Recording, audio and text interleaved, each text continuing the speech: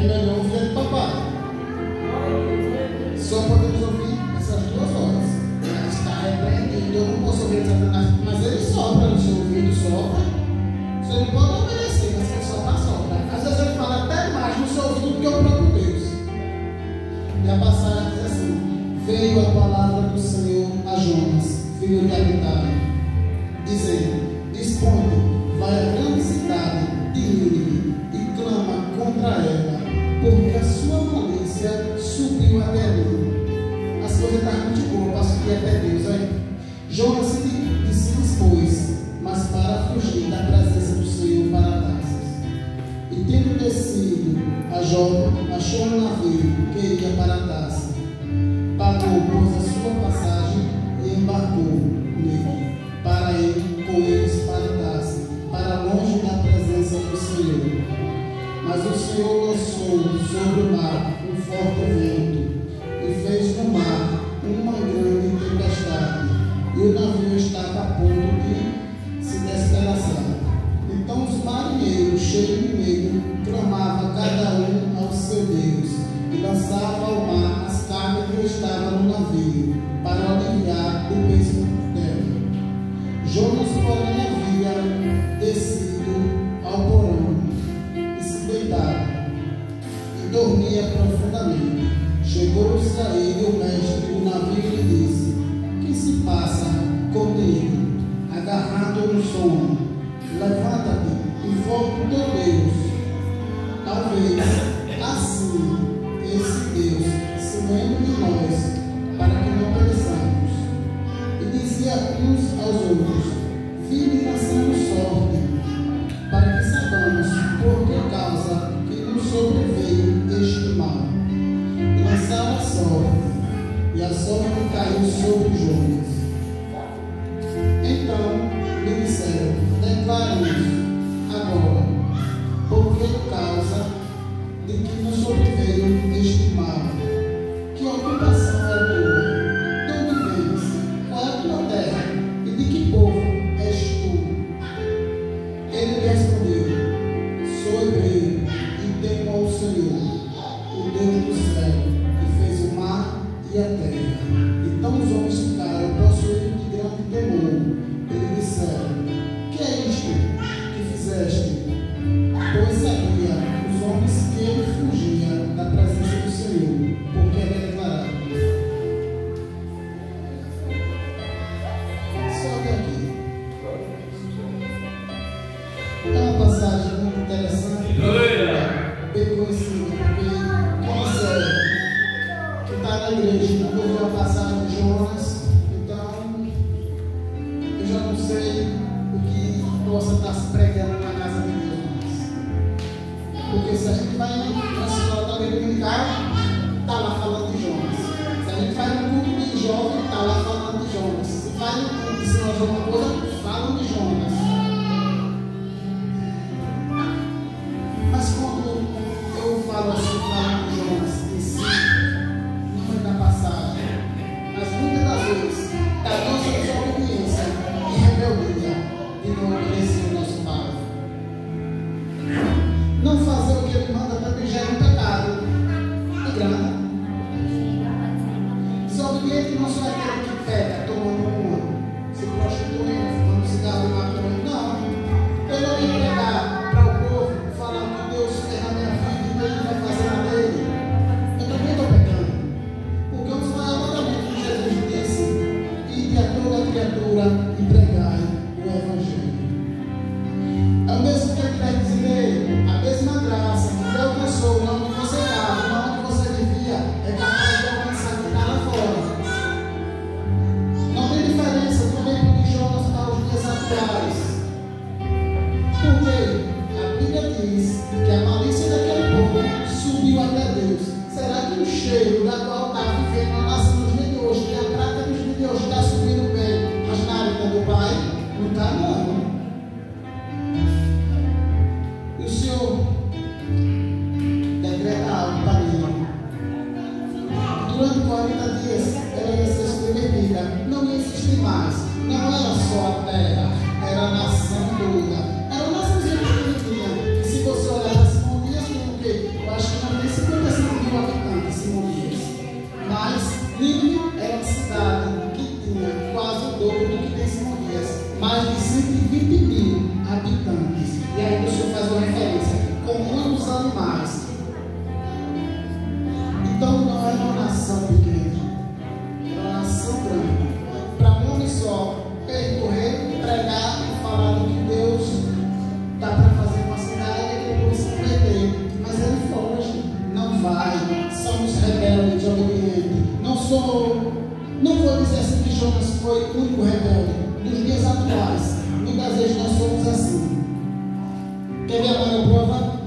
você tem a oportunidade de falar para alguém do amor de Jesus, você não fala. Você fala no carro, você fala no moto, você fala do que for. Mas Jesus, você sempre desdobra de lado e sai. Mas não fala de Jesus. Jesus tem misericórdia.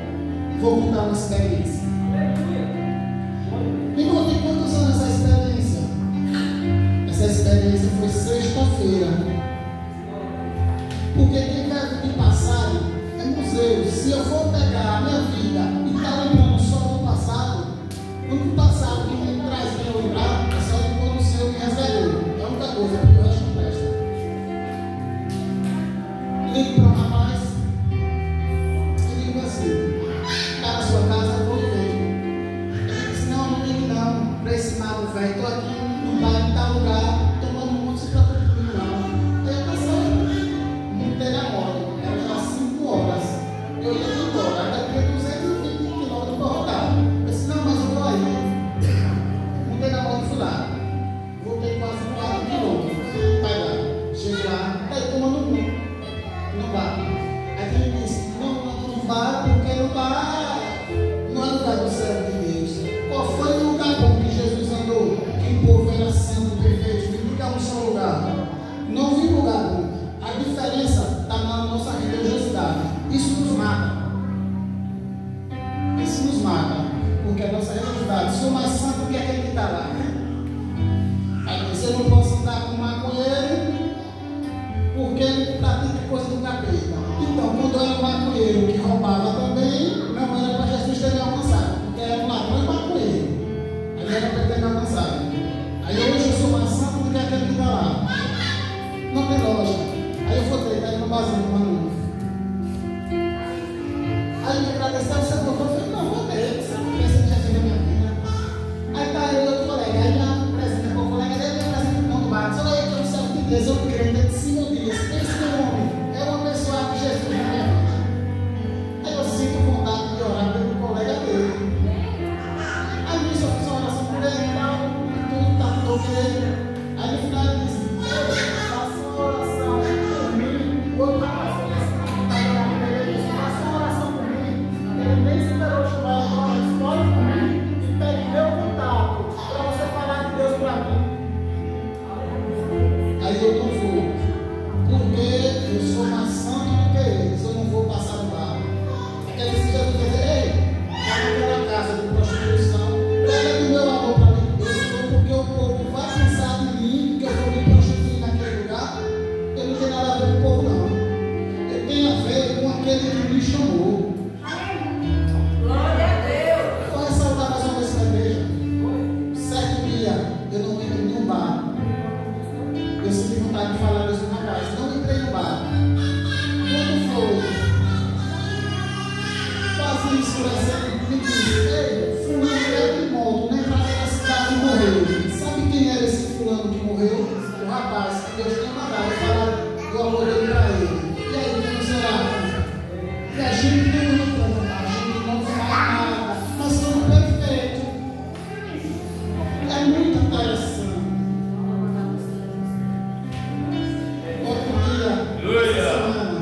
Eu passo com o velhinho, aí vejo uma mulher. Aí a mulher falava isso para ela, assim, com a mão, ela não parou. Parei o velhinho, desci. Falei de Deus para ela. Ela disse: meu filho, você parou para o velhinho, para vir falar de Deus, para vir trazer a mensagem do Senhor. Às vezes nós passamos lado a lado, as pessoas não têm nem coragem de olhar para o semblante da pessoa e dizer: um bom dia, boa tarde, boa noite. Mas eu vou para o céu. Não é que você não fale com o irmão que está do seu lado, ou com o seu vizinho, alguma coisa parecida assim, ou vice-versa, mas você vai para o céu, para um Deus que você nunca viu. Talvez nem sentiu ele. É muito interessante. Talvez quando quer ir, não foi por causa disso. Talvez o povo daquela época, aquela nação, não eram as pessoas, talvez, boas. Talvez seria pessoas que matassem profetas, fizessem algumas coisas. Mas quando Deus manda, ele disse: mil cairão do lado desse mundo de rei, mas não será atingido. Quem mandou é maior que tudo. Aleluia!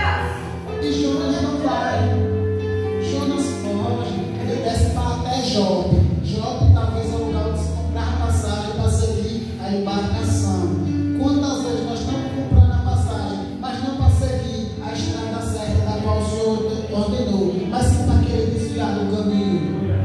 O interessante é que Deus está preocupado em salvar as pessoas por meio da nossa vida. Aí se você não se preocupa com as almas que estão lá fora, você pode se garantir que você está salvo?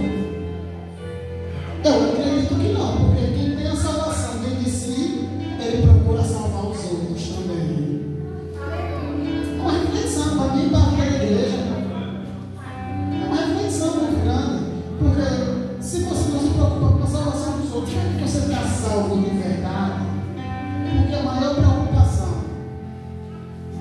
do Filho de Deus foi a função dele, buscar e salvar o que se havia perdido.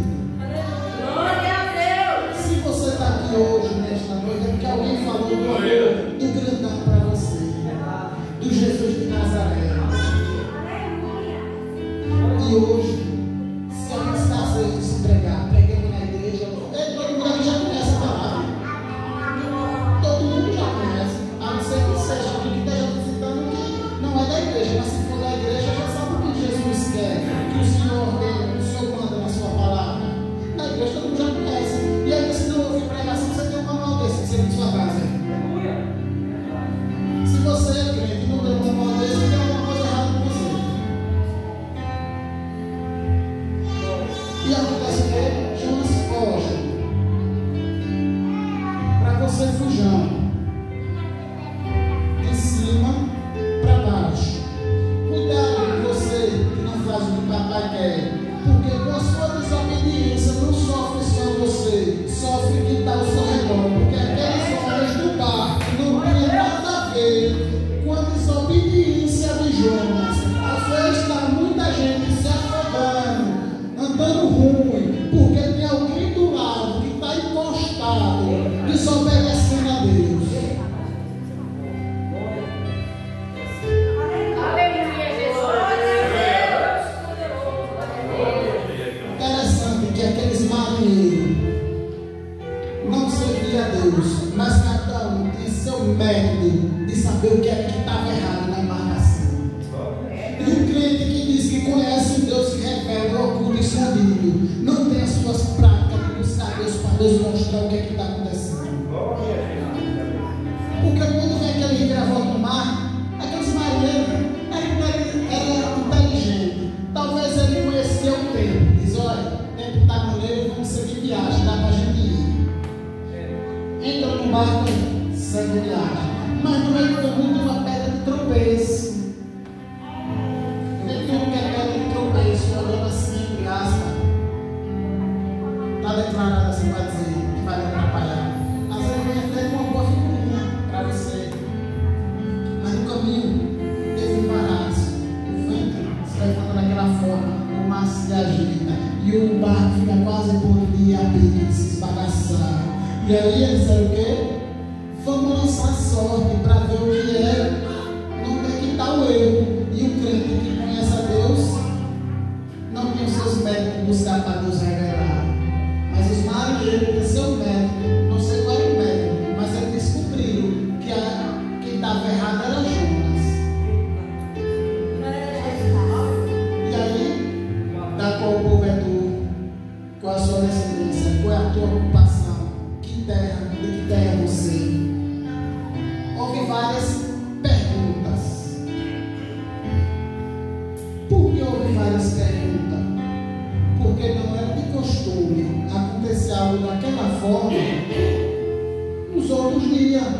E para acontecer algo daquela forma, aquele ocupante ali tem que acontecer alguma coisa bem terrível para acontecer aqui no mar.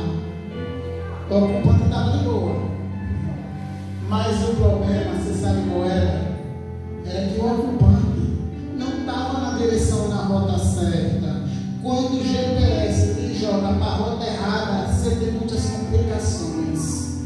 Mas o GPS, nosso Pai que está no céu, ele não manda você para o caminho errado. Quem escolhe a direção errada somos nós. E trazemos a consequência para a nossa vida e para a vida de quem está ao nosso redor. E aí dizemos, Deus não está me vendo porque eu estou passando isso e aquilo. Está ouvindo a voz certa? Está andando em obediência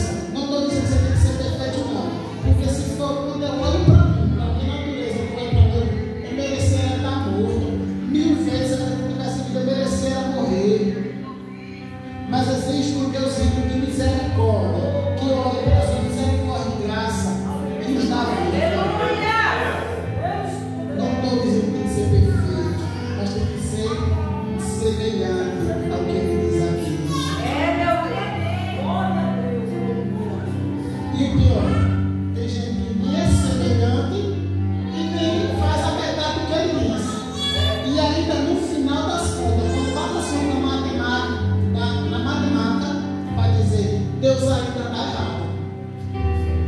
Esse é o problema. E aí, Jonas, já vou entregar. Só tenho 5 minutinhos aqui.